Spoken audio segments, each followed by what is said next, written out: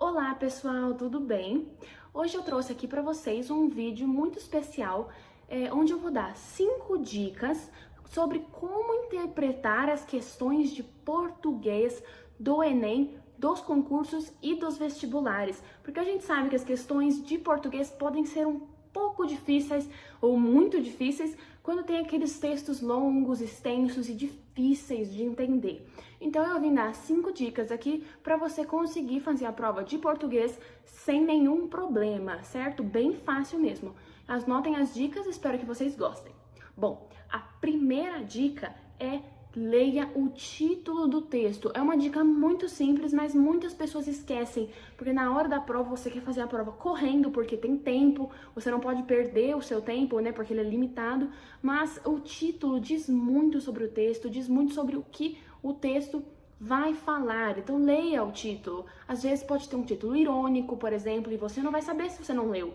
Ou pode ter um título que já seja um resumo do texto, ou principalmente quando são notícias, porque é um título mais longo, é um resuminho do que o texto vai falar. Então você tem que ler, você tem que estar a par dessas informações. Não vá direto para o texto. Leia o título, leia também a legenda do texto ali embaixo, quem é o autor, às vezes está em cima. Você tem que procurar as informações que não estão no texto em si, mas em cima dele, embaixo dele. Então não pule, leia, porque às vezes você vai perder um tempão depois fazendo as questões, porque você não leu o título, porque você não leu as informações adicionais, quando você poderia ter lido.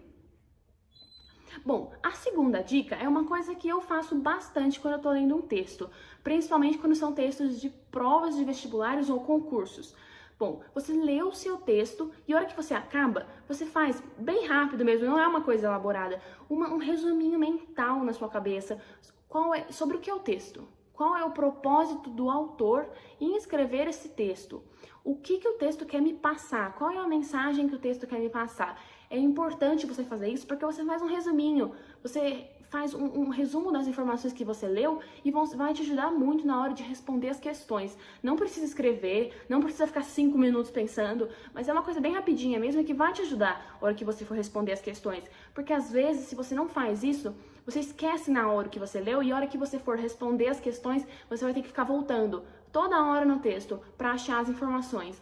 Então, com certeza, se você fizer isso, você vai conseguir responder as questões muito mais fácil. A terceira dica diz respeito às questões em si, ou seja, as alternativas. Então, vamos deixar de lado o texto um pouquinho e vamos para a alternativa. Quando você estiver respondendo uma questão de interpretação de texto de português, na parte de português da sua prova, seja Enem, seja concurso, seja um vestibular, você tem que olhar para as alternativas e deletando as que você acha que estão erradas. Mas como você vai fazer isso? Você vai ler a alternativa e vai se perguntar o que ela tem de errado, por que não pode ser essa.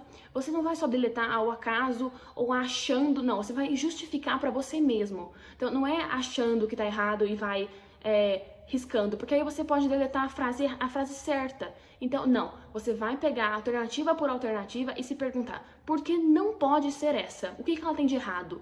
Eu sempre grifava o que ela tinha de errado quando eu fazia exercícios. Então você grifa o que tem de errado. Você fala, bom, por que não pode ser essa alternativa? É importante você discutir com você mesmo respondendo as alternativas, principalmente em interpretação de texto, que as alternativas são parecidas uma com a outra. Você não pode passar um olho rápido e já assinalar. Você tem que ir alternativa por alternativa. Quem vai mal em português normalmente é porque não faz isso, é porque quer responder as questões todas de uma vez, correndo, não lê certinho, não destaca o que tem de errado e acaba errando. Então, se você fizer isso, você vai conseguir responder com muita mais facilidade.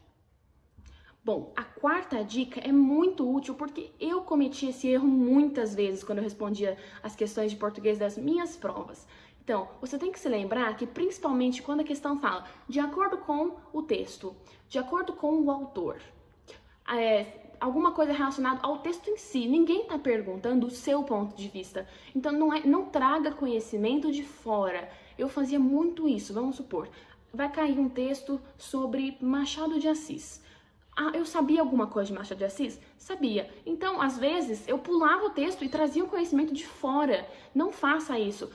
A alternativa vai dizer respeito ao ao texto, ao autor do texto e não ao seu conhecimento. Quando for uma alternativa que pede a opinião, vamos supor, o que o autor provavelmente diria, ou, por exemplo, qual seria a provável opinião do autor, ninguém pediu a sua opinião, eles estão pedindo a opinião do texto, do autor do texto, e é por isso que é importante aquele resuminho mental, porque aí você já sabe, você fez, qual é o propósito do autor? Ah, é X. Então, se a pergunta for sobre isso, você já vai conseguir responder.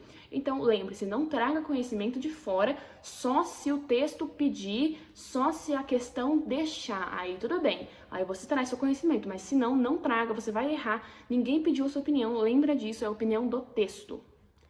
Bom, pessoal, a próxima dica, a última dica, a quinta dica, diz respeito ao seu dia a dia, quando você estiver estudando, quando você estiver no seu momento de lazer. Por exemplo, você está lendo um livro, você está lendo uma poesia, ouvindo uma música, pratique esse exercício de interpretação.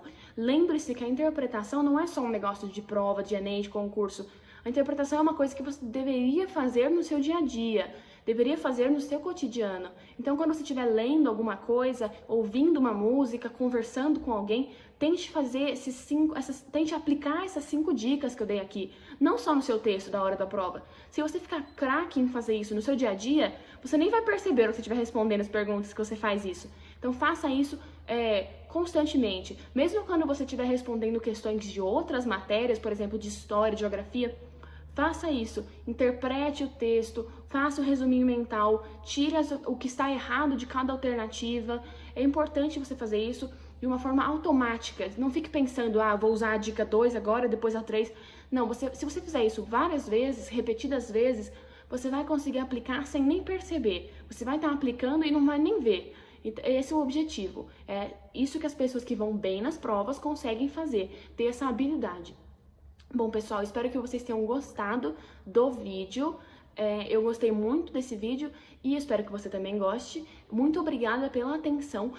Eu não deixei nos últimos vídeos, mas eu vou deixar aqui. Se vocês quiserem me seguir nas redes sociais, o meu Facebook é Giovana Mauro e o meu Instagram é giovanamauro.c. Muito obrigada, pessoal. Até o próximo vídeo.